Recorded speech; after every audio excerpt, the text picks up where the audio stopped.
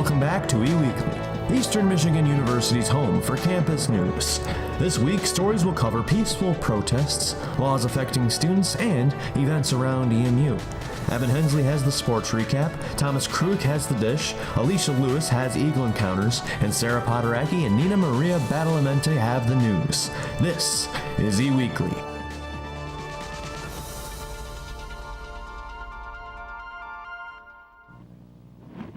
Good afternoon, or whenever you're watching this. We made it back for another episode of eWeekly. I'm Nina Maria Badalamenti. And I'm Sarah Poderacki. It's good to be back for a second week of news. Nina is ready to start things off for us. Last Tuesday, October 10th, from 10 a.m. to 2 p.m., EMU Students for Life collaborated with national anti-abortion organization Created Equal and set out displays on the walkway near Marshall Hall, informing passersby of their position. The display featured pictures of aborted fetuses, and members stood around talking to students about the detriments of abortion and explaining their campaign. Created Equal's campaign takes a civil rights approach to the pro-life position. They deem abortion immoral on the basis of age discrimination. A student who noticed the display through the window while in class decided to raise awareness and counteract the movement. She created a handmade sign with an opposing pro-choice message. She was not the only one disturbed, as multiple students joined her soon after with their own opposing signs, made from scraps of paper and pieces of cardboard. Both protests were civil and did not progress out of hand. After the anti-abortion display, many students were left disturbed. As a result, 2 days after the event, the EMU student organization Students for Choice gathered in protest. Poster board signs were created to display messages related to women having the choice to have an abortion, with phrases such as, "Get your rosaries off my ovaries," and "My body, my choice." While EMU Students for Life stated the images displayed by Created Equal were not intended to hurt people, students still felt upset by the graphic content. Sophomore Layla Norris said that the photos used by the anti-abortion group were an irresponsible way to get their message across. Junior Mindy Holmes expressed concern about the lack of a trigger warning before the pictures being shown, as it could bring up painful memories for some people. The event, led by Students for Choice, took place from 12 p.m. to 2 p.m. in front of Marshall Hall. October 11th, this is known as National Coming Out Day. This day celebrates when members of the LGBTQ+ community share their own identity to those in their life. This past National Coming Out Day, EMU's LGBT Resource Center wanted to do something special to celebrate. The Resource Center came up with an informative and maybe even inspiring product. They decided to create a film highlighting 15 to 30-second clips of volunteer participants answering two specific prompts. How do you identify? And why is the visibility of the queer community important on this campus? This film's purpose was to inform others of the importance of LGBTQ+ presence and uniting members among the community. The Coming Out Day video will debut at the Rainbow Variety Show, an event hosted by the LGBT Resource Center, on October 25th from 8 to 10 p.m. at the Student Auditorium. For more information on the LGBTRC, visit emich.edu/LGBTRC. Until recently, Title IX legislation required federally funded universities to be aggressive on sexual assault perpetrators. The Trump administration has now reversed this guidance, meaning there would no longer be a system in place to handle sexual assault complaints. Secretary of Education Betsy DeVos denounced the system, siding with the president, calling it failed and unfair. EMU faculty and students, however, are outraged. Jessica Kilborn, a professor of women's and gender studies, called for more activism and campus culture adjustments to aid in prevention of more assaults. Despite perpetrators now having more protection, Kilborn hoped victims will still feel confident to speak up. Mackenzie Campbell, a graduate student majoring in women's and gender studies, said she is not shocked by the change. Campbell went on to say that the key in preventing sexual assault is to address violent masculinity so men do not feel entitled to women's bodies. To report an assault here at EMU, call the Department of Public Safety at 734-487-1222. We're going to take a quick break. When we return, we've got more news along with a high-flying dish from Thomas Kruick. We'll be right back after this. Hey Ben, I saw that you had an eventful weekend. What do you mean? Duh. Ben, those party photos you posted online a couple days ago where you were living it up, you know, the ones where you were YOLOing all over the place. Here, let me show you. All right, I got it. YOLO, you only live once. It's my excuse to act crazy. I deleted those pictures, though. Yeah, about that. I screen grabbed some of those pictures and sent them to Benji. It was golden. You have to remember, Ben, what goes online stays online. And once it's out there forever. Well, it's out there now. Most of the time, after something gets posted to social media, it will be duplicated many times from server backups, living in the cloud forever, even after you remove it. A good rule of thumb is if you think what you're about to post could be harmful to you or someone else, just don't post it. Yeah, last thing I want is for my family, or even worse, my employer or my friends to see me YOLOing all over social media. Yeah, that applies to more than just pictures, you know. It can apply to all types of content posted online, including text and videos. Oh man. You should also be cautious about the amount of personal information you have available online for people to see, such as your full name, birth date, address, phone number, mother's maiden name, etc. Yeah, I'd hate for someone to see you're going to be at a party Saturday night, go to your profile, get your home address, and break into your house while you're out partying. Or use your birth date and your mother's maiden name to answer a security question in an attempt to reset your online password and hack your account. I definitely wouldn't want that to happen. Me neither. But being selective about the information you have accessible for people to see is very important. Check your privacy settings on your social media sites to make sure they only have information you want people to see. Yeah, I like to copy my profile URL, log out of the website, and paste it back into my web browser. Then I look over my profile to get an idea of what information of mine is open to the public. That is a great idea. It sure is. So what else are you going to do, Ben? I'm gonna stop and consider any consequences before I post any type of content to my social media websites.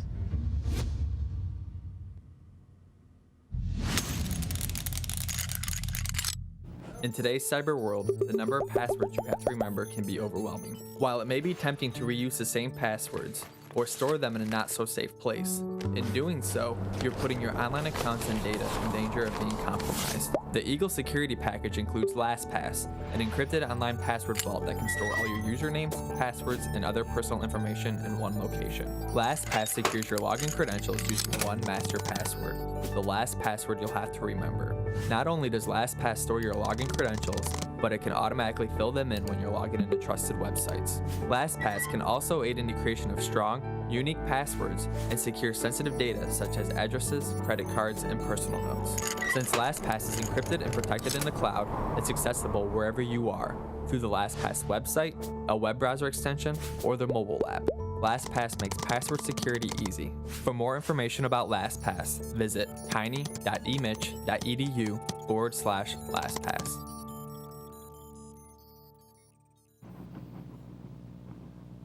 Thanks for sticking with us on eWeekly. We've got some softer news coming up, starting off with an entertaining opportunity on campus. Sarah? With Halloween right around the corner, it's time to get into the spirit of the season. There's no better way than to check out EMU Theater's fall main stage show, The Three Penny Opera. This show proclaims itself an opera for beggars and was made in an attempt to satirize traditional opera as well as to create a new kind of musical theater. Although not specifically Halloween-themed, this sinister musical comedy will put you in a spooky mood. The show is directed by Lee Stilley, who has been working with all of the cast to bring you authentic accents and other amazing elements to the show. Emotion-driven and beautifully designed, seeing the Three Penny Opera is a great way to support EMU's arts programs and to get out and see something new. You can catch McHeath and the rest of the cast this Friday and Saturday at 7 p.m., as well as Sunday at 2 p.m. Tickets are $12 for students and can be purchased online at emutix.com, by phone at 734-487-2282, or in person at the Quirk box office. Last week, we previewed EMU's Women's Resource Center's Self-Love Workshop. The event took place last Thursday as part of Domestic Violence Awareness Month. This event focused on helping students learn how to take care of themselves, mentally and physically, to reduce stress and depression. Studies have shown that almost 42% of college students present anxiety as a top concern. 36% consider depression as their main concern, and 33% reported having trouble functioning because of it. The workshop featured 6 tables, each with individual activities to do. These activities included a coloring station, self-care inventory checklists, time management worksheets, and more. Self-care is a way of life college students have a difficult time prioritizing, often being pushed aside. This workshop's goal was to inform students of how important and simple self-care can be. Check out EMU's events calendar to find out more events like this hosted by the Women's Resource Center. Still to come, we have Evan Hensley filling us in on the latest in Eagles sports. Before we go to him, though, Thomas Kruick has another dish for us this week. Take it away, Thomas. Thank you, Sarah. These last couple of days, the temperature outside has dropped quite a bit, and us students aren't the only ones to be seeking warmth. With the changing of seasons, so comes the changes in birds that you will see while walking around on campus. We are right in the middle of the fall migrations, and now is a great time to go out and find out how to start birding. Throughout the fall months, waterfowl are the most common types of birds you will see migrating. I'm sure you've seen the mallards and Canadian geese around campus as they stop in for a little while. They definitely liven up the place. Keep an eye out because October is the best month to see hawks as they migrate south. Right now, in mid-October, we have the most species diversity amongst them. Cooper's hawks are very common, and you can identify them by their bluish-gray backs. If you're looking up as they're flying overhead, you can also recognize them by their red striped bellies. You may see turkey vultures circling around this time as well. These birds of prey can be seen soaring high in the air, near roadsides, and in the countryside as they scavenge for food. They're distinguished by their teetering flight patterns due to the very little wing beats that they perform.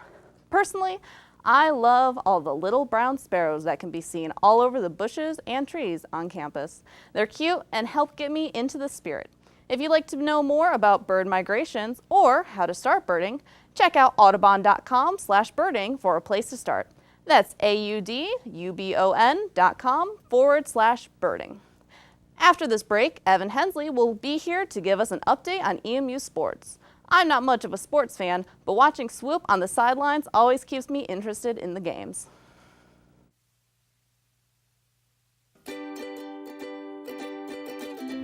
Hi everyone, and welcome to another Inside the Actors Studio with EMU Theater. Today we are going to be getting the inside scoop on the Threepenny Opera.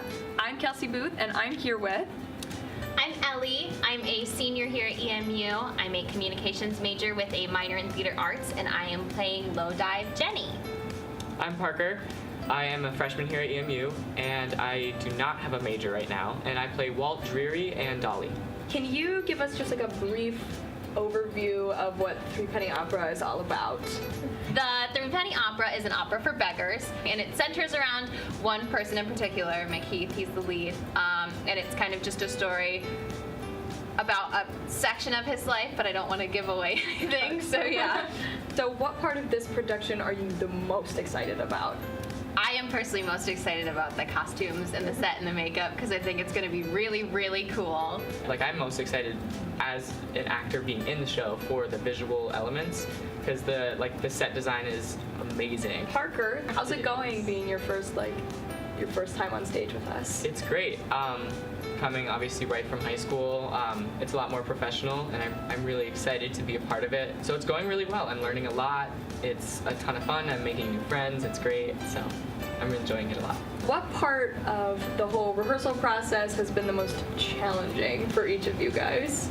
The accents. Yeah, definitely. What kind of accents are you guys doing? I'm doing Cockney. I am as well. Yeah, it's they've come a long way from when we originally started doing them. Yeah, like she said, it's so hard because it's a lot of people just think like, oh, it's like an English or a British accent, but it's so different. Like the way you have to move your mouth and the shape of the vowels, and it's such a different monster than just a regular British accent.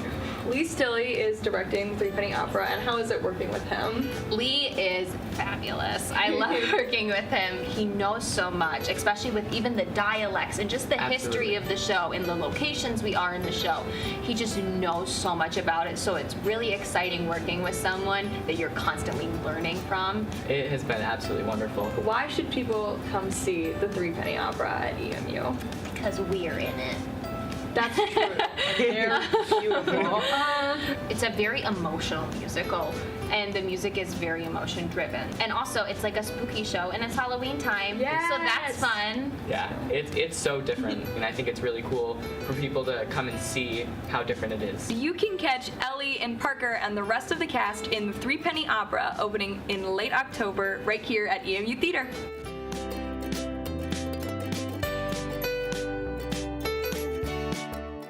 I'm addicted to Facebook. I'm always on it. I was checking on my feeds one day when I noticed an ad to test and keep an iPad. So I clicked the link.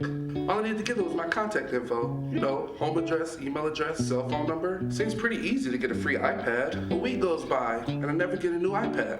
And I noticed I was getting hundreds of text ads on my phone. Because of all the extra text messages sent to my phone, my bill went up $10. Yeah. I wasn't getting a free iPad. They were just fishing for my phone number to sell to advertisers. I know there are legitimate ads on Facebook, but if it sounds too good to be true, it probably is. My name is Nate, and I'm trying to be e-safe. Welcome back. This is Eagle Sports, and I'm Evan Hensley. When the Eagle football team traveled to West Point on Saturday to face Army, they were prepared to be tested by a dynamic running attack. The Black Knights lived up to this expectation as they dominated on the ground and rushed for 413 yards in the 28-27 win over EMU. Army dominated the clock also as their offense was on the field for 37 minutes. 4 touchdown passes by Brogan Roback was not enough to give the Eagles the win. 2 of those touchdowns did go to senior wide receiver Sergio Bailey, who collected 99 receiving yards on the game. The deciding play of the game occurred late in the fourth quarter when Coach Creighton took a gamble with his offense and decided to go for the win rather than send the game to overtime. The Eagles fell 1 yard short on the 2-point conversion, and the game was essentially over. A hard-fought battle nonetheless for the underdog Eagles. EMU is currently riding a 4-game losing streak as they now look forward to their arch-rival Western Michigan for EMU's homecoming. The PJ Fleckless Broncos are also coming off a loss after they fell to Akron 14-13 at home this past weekend. The Eagles will look to take down the reigning MAC champions in the front of the home crowd for their 3rd home game of the season with a 4-3 record. The Broncos are looking to get their season rolling in the right direction, while the Eagles look to win their first MAC game of the season. Western is anchored by one of the best rushing attacks in Jarvion Franklin and Jamari Bogan. Kickoff is set for 2 at Rynearson Stadium, but plenty of pregame festivities will be occurring before the game. The soccer team lost their 2nd straight game when they were shut out by Ball State down in Indiana. Offensively, the Eagles struggled mightily as they only had 2 shots on goal in the 90 minutes. Kristen Nason and Lindsay Shira each recorded one shot apiece, while the Cardinals scored their first goal within the first 2 minutes of the game. The Eagles continued their road trip as they traveled to Oxford to face the Redhawks of Miami. Eastern and Miami went on into extra time as they ended regulation knotted at 2. The Redhawks ended up taking the match in double OT 3-2. Peyton Davis and Paris Kerr each recorded a score in the first half, but the Eagles failed to score after that. The Eagles will close out at home next week against Western Michigan and Northern Illinois. Moving indoors, the Eastern Michigan volleyball team matched up against Bowling Green on the road on Thursday. After taking the first set, Eastern dropped the next 3 to lose the match. Jordan Smith led the win in the loss for the Eagles, finishing with 15 kills and 11 digs, while Mallory Rajewski racked up 22 assists. Camille Schomer added on to the loss with 31 digs on the game. After the loss, the team traveled to Oxford and took on the Redhawks in some more MAC action. Miami was dominant from the get-go as they breezed past the Eagles with a 3-0 shutout over the Eastern. Smith continued her domination as she recorded 14 kills and 10 digs, but it still wasn't enough to get the victory.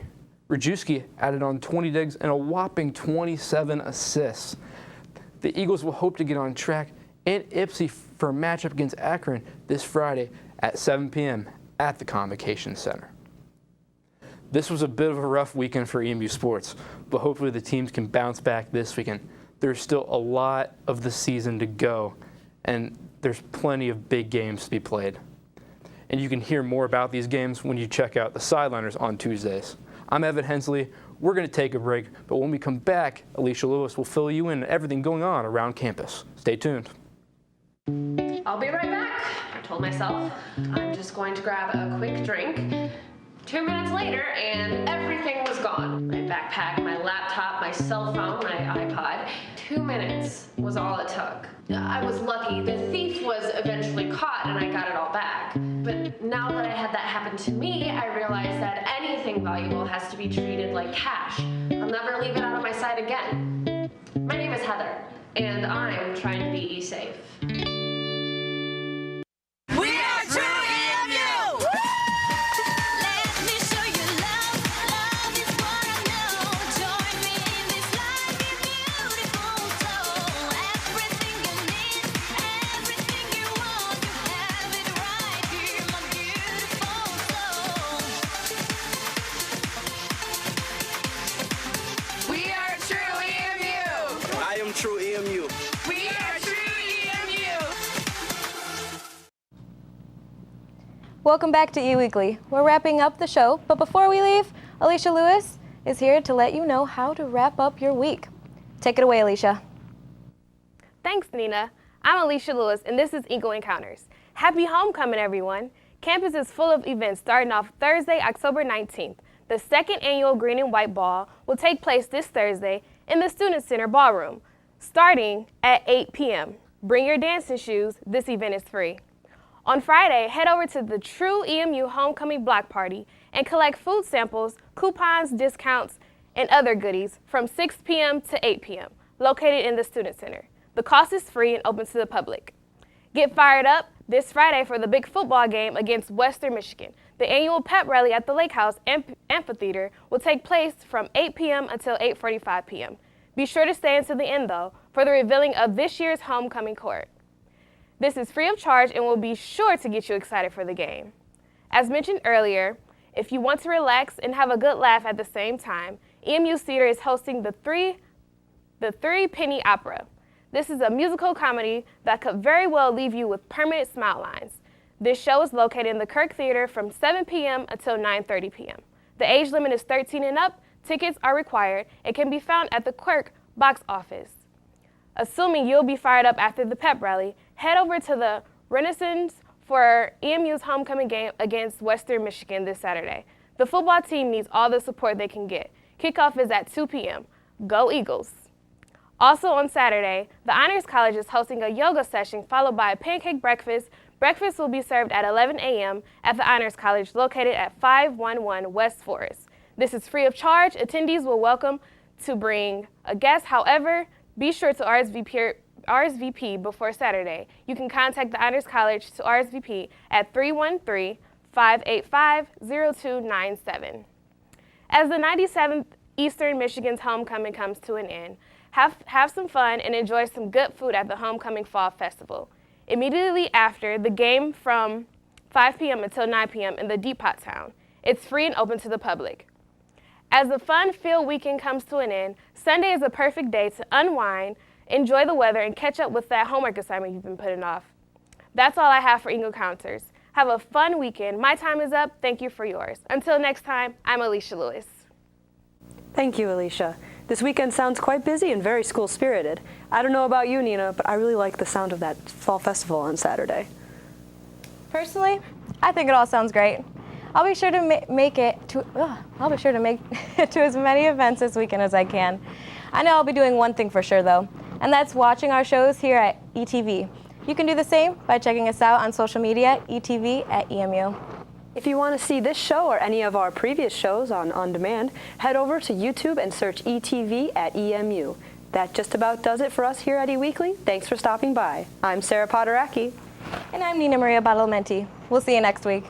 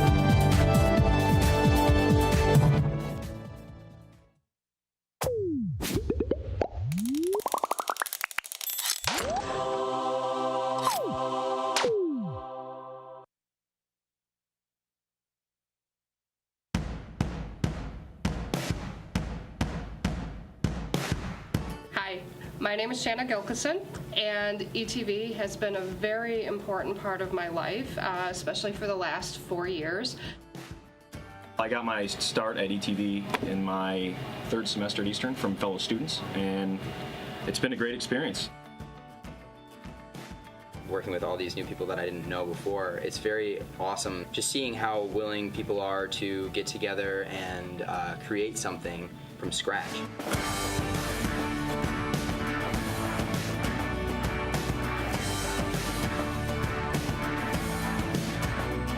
Hi, I'm Shanna Gilkison for Eastern Weekly, and this is E-Walking. I will also be hosting and producing a sort of like a late night style talk show. Everyone that's here wants to be here. They care to be here. They want to work. They want to learn. And with that kind of environment, everybody benefits. I tell you, I've been doing really well, very successful here at Eastern, but it wasn't until I really became part of the ETV club that I really felt like I was getting more of what I needed as a student. We decided that we wanted to do things above and beyond our coursework. So I was part of founding the ETV Student Org. It just so happened that Shanna was in one of my classes, and she told me to come, and I showed up, and it was very, like, a very warm welcome. Like, everybody was very nice to me right away. And they actually had an idea to make a sitcom, or actually they called it a soap opera at that time. And they said they had, they weren't sure exactly what they wanted, but they wanted one thing. They knew that they wanted this guy, his name is Ramon, to be their main character. I mean, that was kind of how the show Week at a Glance kind of took off. Beyond Eastern's walls, when I'm done here, I'll probably be working with some people from ETV, again, professionally. And I think a lot of students don't take advantage of what they should with organizations on campus, and ETV is one of the best.